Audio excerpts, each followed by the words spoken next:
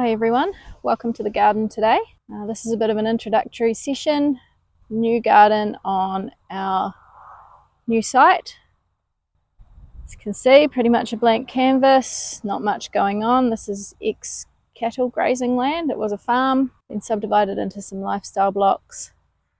And this over here is where the new garden's going to be. We've got some posts in, no fencing yet, but we'll work on that. And over here, this is the start of the veggie garden. So today we're working on the first step, and that is killing off the grass that is currently growing along with all the weeds that go along with it.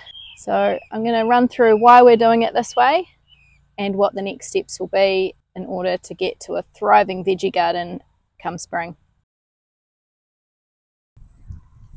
So as a start point, our soil has some reasonable health. It was grazed by cattle, so it hasn't been heavily sprayed or anything like that in the past. There are worms and life living in the soil. We do have quite a high presence of things like yarrow, which indicate low soil fertility and sometimes compaction and things like that. So we know that the soil health is not the best. So we are going to be looking to improve that so that our veggies have the best shot at being the most healthy, nutritiously dense vegetables we can grow. Our first step, obviously, we have to kill off the grass and the weeds that are there. That's what this tarp is for. Once we've done that, we'll be adding the chickens in there for a little while. We've got a couple of little chickens, and we'll be letting them in there to scratch up the rest of the grass roots and a few bugs that might be hanging around, and just generally fertilize the area. We'll then get in there with the broad fork to loosen up the topsoil and just deal with some of that surface compaction that might be there from the cattle. And then we'll be planting our cover crops. So we are late summer at the moment, which is great timing for the tarp. It's still hot weather, so the grass is effectively cooking underneath that on the hottest days. Now you probably ask why we don't just spray the existing grass to kill it off and get started with planting right away. And there's a pretty simple answer to that, and that is soil biology and soil health.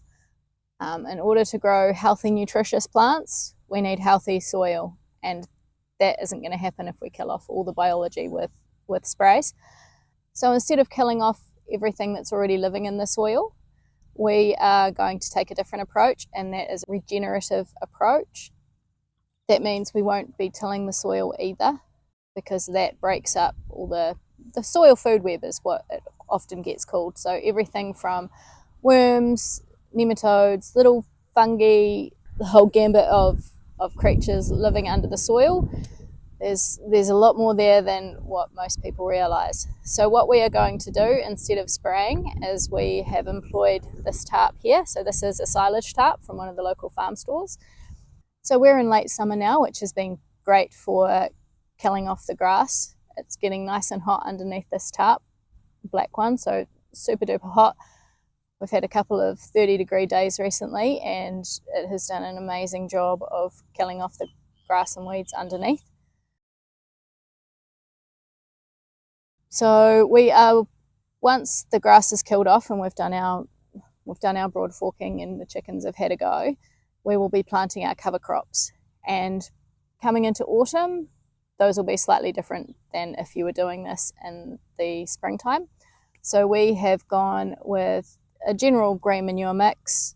We've got some crimson clover, we've got buckwheat, we've got oats, peas and lupins, those sorts of things. So we'll be sowing those pretty thickly over here, probably at about a month's time. This tarp went down about a week ago. We're already seeing that the grass underneath has died off pretty significantly, but we'll leave it there for a few more weeks just to kill off the really persistent weeds. So we're hoping to be planting early autumn that cover crop onto the ground, and then that should have a good chance to establish before the first frosts of winter. In our climate here, the frosts probably won't kill off the cover crops, so we will have to terminate those by hand. Some of them we may do that so that we can plant our garlic crop in a few months' time. But in other areas, we will just leave that until spring. We will come through probably late winter, terminate the cover crops in whatever manner we choose. We haven't decided yet. And then we'll be planting into that come springtime. The great thing about the cover crops is not only do they add organic matter to the soil once you terminate them, but they also become a great mulch layer that you can plant your new seedlings into. Any weeds and weed seeds that are still viable underneath all of the cover crop will have a harder time coming up through, and so your vegetable seedlings will get a better shot at getting established without weeds. They will add organic matter back to the soil and also under the soil as well as above the soil. So their root systems, once the crops have been terminated, those root systems will still feed the soil life, and they will allow water infiltration better where there's areas of compaction. Another question we might get is why we don't just come through with a rotary hoe or something and till up all the leftover weeds and things like that once we have killed off the grass. And again, it comes down to soil life. If you go through and till, that disrupts all the fungal networks and things like that that are living under the soil. It can kill off earthworms as well.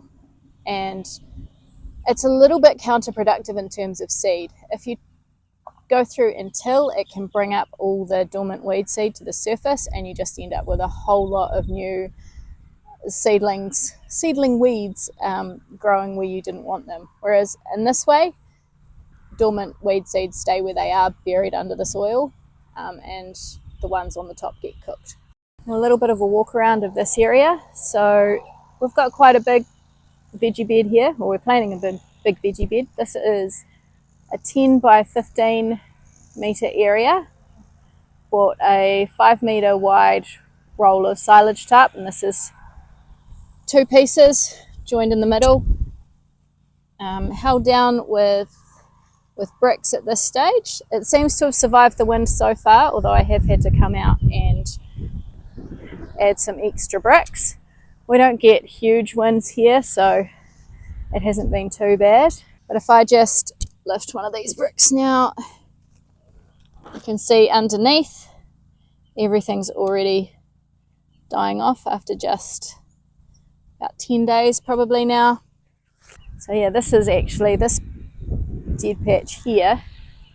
You can see where it's brown. That's where we had the tarp just sitting while we were waiting to place it. So that area was under tarp for less than a day, just a few hours on a 30-degree day, and that's already died off. Some of it's starting to grow back now, and this is the sort of thing we want to avoid, so we're not taking the tarp off yet. We'll leave it for a few more weeks because you get things like this stubborn dandelion that'll just keep growing back, so we really need to leave the tarp on for a bit longer to get rid of those sorts of things. You might be thinking this is a pretty big garden for a family. There is only 3 of us. We don't eat a huge amount of vegetables, although I guess with this garden we'll be eating a lot more. But this is part of a wider vision for this property to make it as abundant in food as possible. We are looking at long-term community food security, making sure that local people can get fresh, healthy, local produce, and showing that you can actually do it on smaller scale. You don't need a massive farm. We're on about a hectare of probably productive land here, but typically this would be viewed as just a lifestyle block, just somewhere where you mow the lawn and keep a few sheep, not as a commercially viable or small scale farming sized property. So we're here to test the limits of how much abundance and production you can get out of this small space using regenerative, organic, permaculture methodologies. We are going to have a food forest as well, which is well underway. We've got 4 rows of about 40 metres of fruit trees so far, and just really excited to share how this is going to go. We are starting from scratch, so it's a good learning curve for anyone who wants to get into gardening and producing more of their own food and reaping all the benefits of that. So in the next episode, I will be back with the chickens. They will be let loose into this tarped area, and hopefully a new broad fork, which I'm a little bit excited about buying. There is a local couple who make and sell those, so I'm pretty excited to get my hands on one of them in the next couple of weeks. And yeah, I'll be sharing how that goes, what the soil looks like once the tarp comes off, how the chickens go at scratching everything up, and then sowing those cover crop seeds as well. So that's all for today, but get into the comments and let me know where you are on your gardening journey. It's a great time to start if you want to use the same methodology. If there's any particular questions you've got or any part of this process that you want to know more about, let me know in the comments.